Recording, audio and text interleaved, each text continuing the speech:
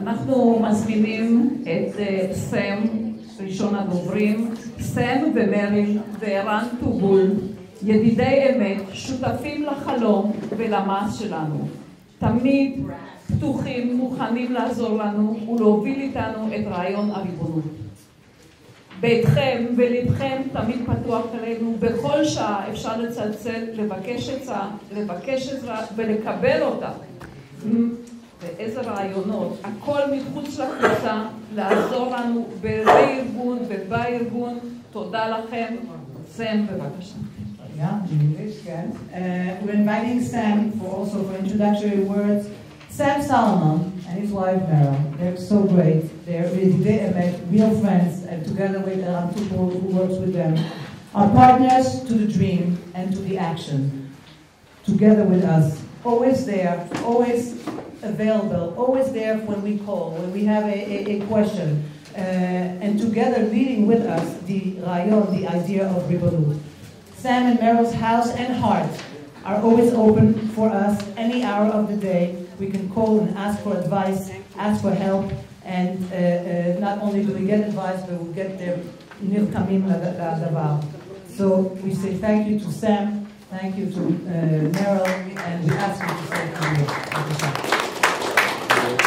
And we already gave Sam his plaque, but Sam is also a sovereignty honoree.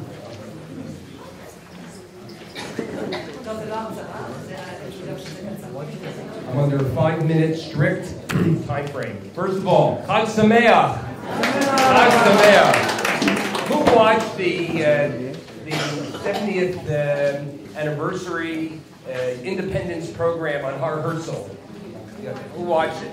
I mean, did you see how much there was about us as indigenous people being here for thousands of years? The message is getting out there because it's more than just, a piece of land. It has to really be about a commitment and a belief that we not just belong here, that this is ours. And that's a lot of what's been going on in the last 20 years. There's been a tremendous amount of dilution of spirit about whether or not this is our land or not. So I'm very privileged and very honored to work with Nati Yehudit and to welcome the Americans who Saved Israel and the work that you're doing, which is absolutely amazing. I want to give you 3 ideas to think about because this is really important. The first issue, because most of you do not live in the country, most of you live outside of Israel, is show of hands. How many people live in Israel? Raise your hand. Oh, so why did someone say you're all from the States? Oh, apologize. My points are still well taken.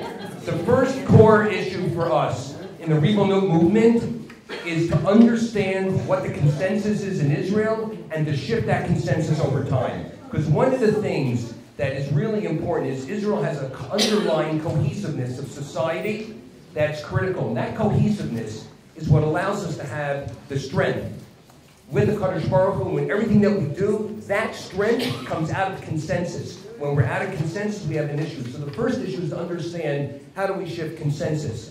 And to do that is not easy. The consensus in Israel is not for full Ribono over Judea and Samaria. That's the bottom line. It's not. By the way, there is consensus for everything that is Jewish today and Israeli today in Judea and Samaria. So there is the beginning of core consensus, but shifting that is going to take time. And one of the pieces of advice we've gotten from the research that's been funded by Women in Green is this whole issue about what they call salam. I'm not going to be able to take questions now. I apologize. No, but afterwards I'll say around. I was going to say that the Israeli people don't want 2 states now. No, they don't want 2 states. They don't want 1 state. You know what they want? They want status quo. Okay.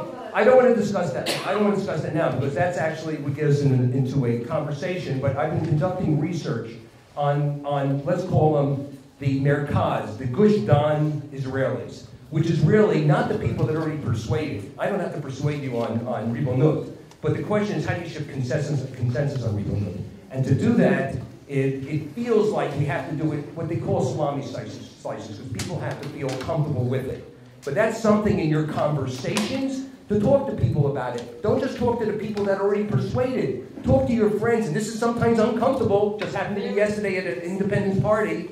I started talking about Ribonut, and I already got yelled at over the schnitzel. Okay? The second... this is very important because they're all part of their Achenu, Bnei Israel. Okay, the second thing is that you have to have an ultimate plan in hand. One of the things that they discovered and they've been driving is without a plan of what does Ribonut really look like economically, physically, that there's the plans. Everyone should be taking the journal. If you open up the journal, you'll see there's an article here by the very famous fellow that I believe you're speaking, right? Yes. So you'll see this, a plan for a national plan. Do you believe it or not, there is no integrated today national plan of Judea and Samaria with the rest of Israel. It's called a Tama. It never was done. So without that, there's always the excuse of, well, we're not really sure, we don't really know, how's it going to go? What's the economic impact of it? What's the population impact on it? These are all the things that, with your support of Women in Green and the sovereignty movement, your support goes, in part, to building a plan where we can really talk about how it's going to work. And that's the second part. And the third is it's critical, and this actually connects to the first one, to have a conversation with people. Not to yell at people about it, that they're idiots, that they're morons, how can you not believe it, but rather engage in conversation. Because the vast majority of Israelis, frankly, are megubalin. They're confused. It is confusing, okay? So rather than, treating them with any form of disdain, okay? Because the vast majority of Israelis are not these ultra-left and anarchists. They're just people trying to make it every day in Kfar Saba, okay? So how do you really bring them in is by having conversations, being respectful, listening to them, but also explaining why sovereignty is critical for the Jewish people, for the land of Israel, for future generations.